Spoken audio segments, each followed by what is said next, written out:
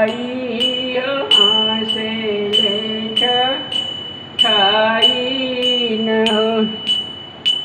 ए गौरा करमास में जे दिनवात दीनवाही अष्टमी के दीनवाही अष्टमी के हो। ए जंगौरा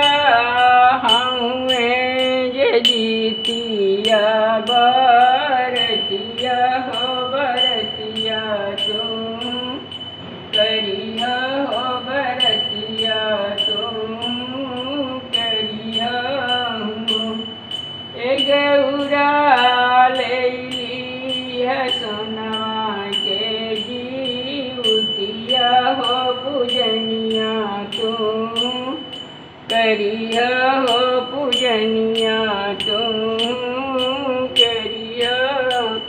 इतना बचन गौरा सुनली हो सुनाई नाही पावेली सुनाई नाही पावेली हो। गौरा लेली सोनवा के जीवतिया हो पूजनवा उजे करेली पूजनवा उजे करेली हो। बढ़ी गईले पिया के उमरिया त बढ़ी गईले सिंदूरान हो।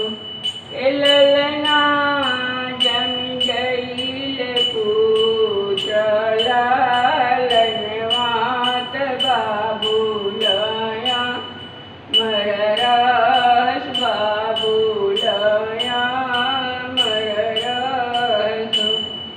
सगर सखिया जीवतिया मुखिए हो सोहागिन सोहा भरली मनिया सिंदूर भरली हो।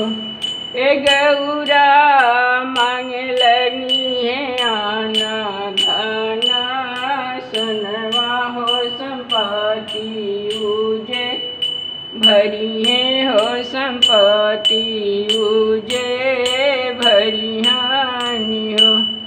दे दिलियाना दाना सुनवा मांग भरी सिंदूर मांग भरी सिंदूर हो।